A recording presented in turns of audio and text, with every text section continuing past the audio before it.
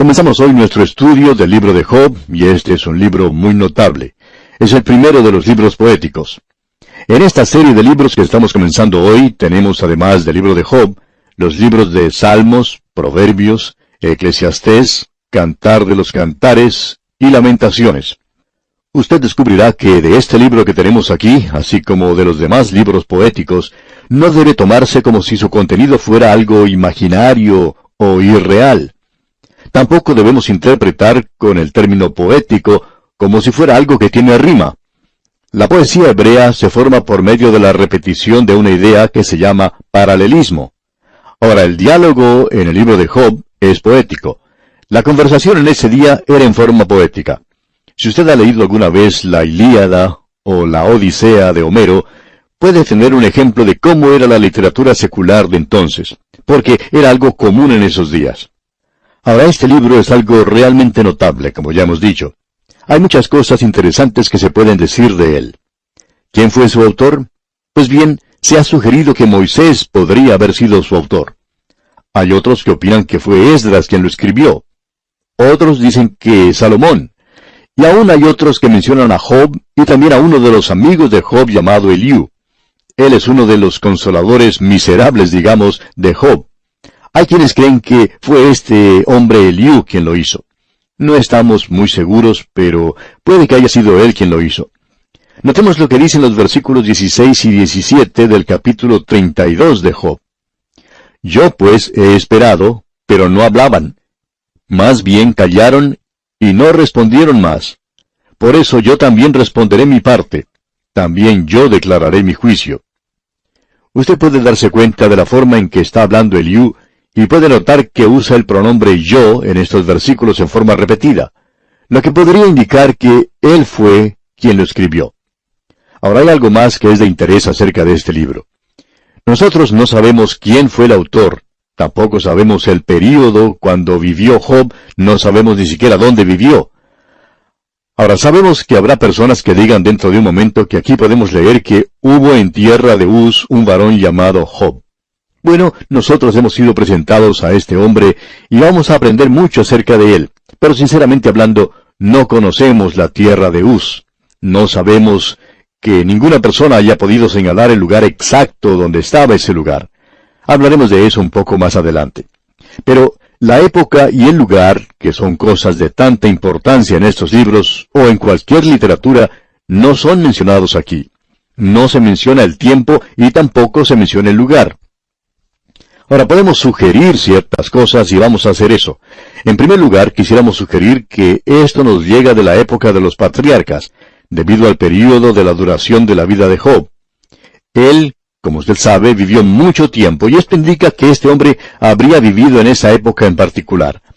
Se nos dice al final de este libro, allá en el capítulo 42, versículo 16, después de esto, vivió Job 140 años, y vio a sus hijos y a los hijos de sus hijos hasta la cuarta generación. Esto lo pondría él en ese período que hemos mencionado. Luego, en este libro, encontramos que Job actuaba como el sumo sacerdote en su familia. Aquí no se menciona ninguna mención de los hijos de Israel, así es que evidentemente tuvo lugar antes que ellos llegaran a existir. Tenemos luego que Elifaz era descendiente del hijo mayor de Esaú. Uno puede encontrar eso en Génesis, capítulo 36, versículo 10.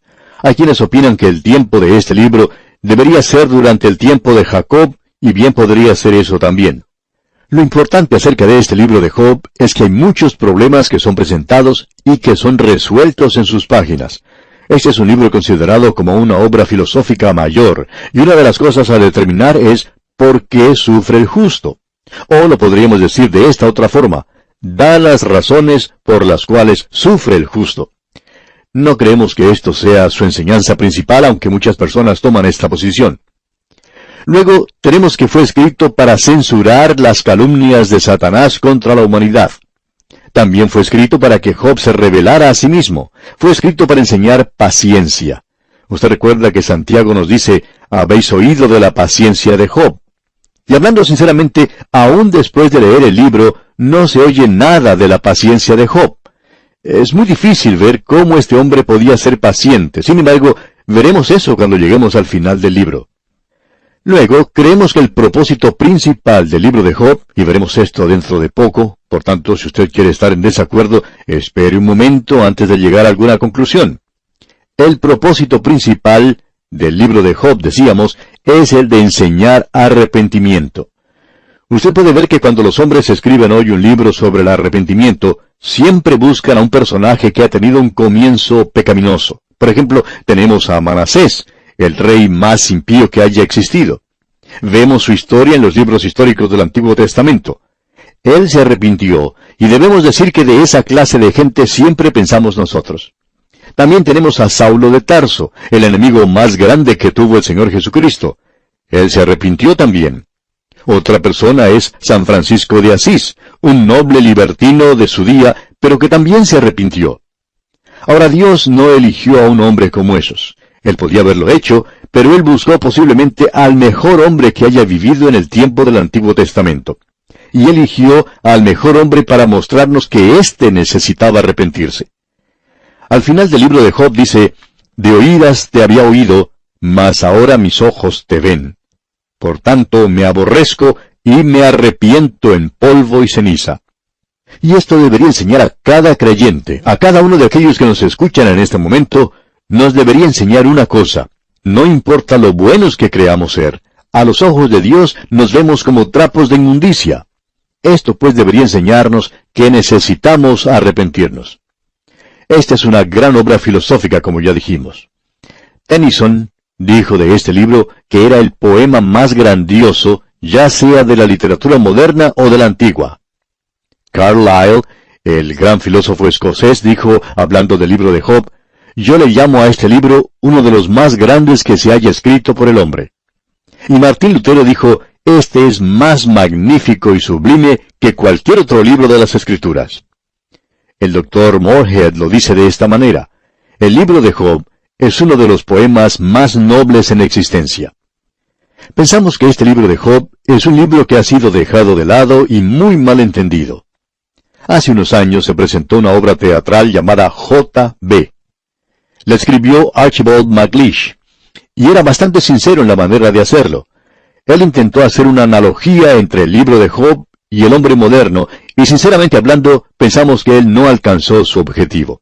Aunque él mencionó la situación de la humanidad en el día de hoy, y sabía mucho sobre eso, pero no creemos que él supiera lo suficiente acerca de Job y del gran propósito que él tenía. Él habla de desesperación y también de la esperanza del hombre moderno en ese libro. Pero debemos decir que más allá de eso, no creemos que exista ninguna analogía, y vamos a decirle por qué. El libro de Job revela a un hombre que está muy consciente de Dios, quien al principio no se veía a sí mismo a la luz de la presencia de Dios, y que no encontraba nada malo en sí mismo, aunque él era ciertamente una persona muy egoísta en lo que concernía a su propia justicia. Y él mantuvo esto ante aquellos que le rodeaban. Él dijo que pensaba que ante Dios él estaba bien. En realidad, él quería entrar a la presencia de Dios para defenderse a sí mismo. Y cuando lo hizo, se dio cuenta que necesitaba arrepentirse. Podemos darnos cuenta que esto no representa al hombre moderno para nada. El psiquiatra en el día de hoy le dice al hombre moderno que la razón por la cual él está haciendo esas cosas malas es porque su mamá no lo amó como lo debería haber amado. Y pensamos que el verdadero problema es que su madre no lo castigó tanto como merecía. Eso es lo que anda mal con la presente generación, y la causa de la mayoría de los problemas que tenemos es esa. Pero el problema en realidad es que la madre y el padre fueron negligentes en cuanto a la disciplina del joven y de la joven de hoy. Reconocemos que esa es la causa de la gran mayoría de los problemas hoy. Pero usted puede apreciar que no podemos ir acusándonos los unos a los otros. Nosotros estamos tratando de acusar a alguna otra persona por nuestras deficiencias, nuestra falta de habilidad y nuestro pecado. No estamos haciendo las cosas correctamente. Hay uno que llevó todos nuestros pecados, pero hasta cuando usted y yo reconozcamos que somos pecadores y nos acerquemos a Él, amigo oyente, estamos echándole la culpa a quien no la merece. Pensamos que es algo muy vil el que nosotros le echemos toda la culpa a la madre. Eso es algo terrible de hacer contra una persona. Y encontramos que muchas personas lo están haciendo en el día de hoy. Nosotros tenemos aquí ese problema.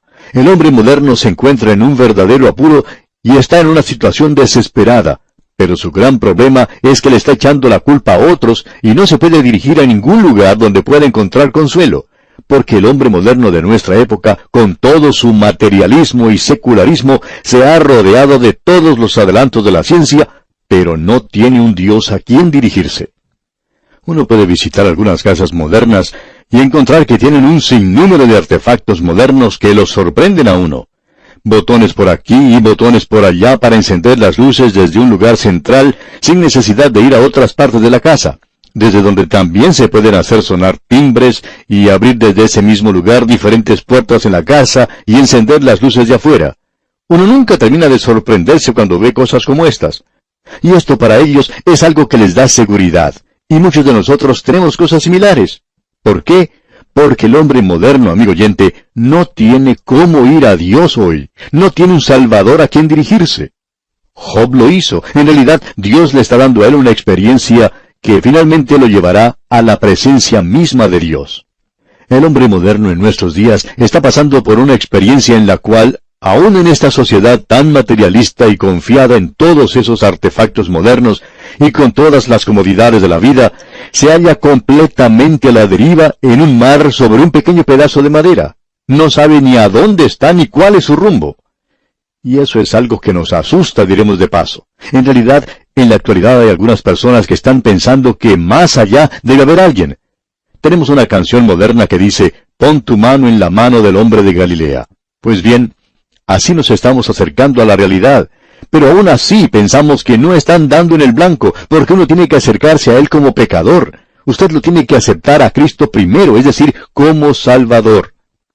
Hoy en día escuchamos mucho acerca de hacer nuestra dedicación a Cristo. Y de paso quisiéramos preguntarle, amigo oyente, ¿cuál es su dedicación? Si usted piensa que es nada más que el acercarse a Él hoy y decirle que lo va a hacer su Señor, como muchos dicen, eso en realidad no será suficiente. Él dijo que iba a haber muchos que se acercarían a Él en aquel día diciéndole, «Señor, Señor». Usted no lo puede hacer a Él primero su Señor. En primer lugar, lo tiene que aceptar como Salvador. Él murió por usted. Usted no comienza con Él en ninguna otra parte sino en la cruz, donde Él entregó su vida para salvarle. Ahora ese es el problema con el hombre moderno. No era el problema que tenía Job. Job no podía comprender por qué Dios le había permitido pasar por esa experiencia y él no reconocía que necesitaba arrepentirse. Y él está muy consciente de la presencia de Dios a través de todo esto. En cambio, el hombre moderno no está consciente de esto para nada. Hemos dedicado mucho tiempo a esto porque pensamos que es algo de suma importancia. Vamos a considerar el libro de Job desde ese punto de vista. Estamos tratando aquí, amigo oyente, con principios bastante profundos y con grandes verdades, la verdad divina. Y nos gustaría presentar ahora un bosquejo del libro de Job en la forma en que lo hemos dividido. Es algo bastante sencillo. Tenemos aquí un gran drama y es presentado en los primeros 2 capítulos en el estilo de prosa. Volveremos a hablar de eso más adelante. Luego tenemos el diálogo, es decir, la poesía. Del capítulo 2, versículo 11, hasta el último capítulo, versículo 6, veremos que Job tiene una conversación tremenda con sus amigos. Y luego tenemos finalmente a Dios entrando en la escena. Entonces, el epílogo, que es también en forma de prosa, del capítulo 42, versículo 7, hasta el final del libro. Volvamos ahora al drama.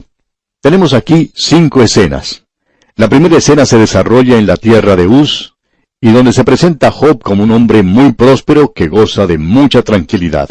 Esos son los primeros 5 versículos. Luego tenemos la segunda escena. Aquí nos dirigimos hacia el cielo para escuchar las acusaciones de Satanás ante Dios y contra Job. Dios permite que eso ocurra. Esos son los versículos 6 al 12.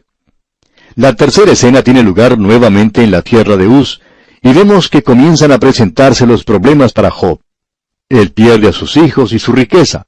Esos son los versículos 13 al 22 del mismo capítulo 1.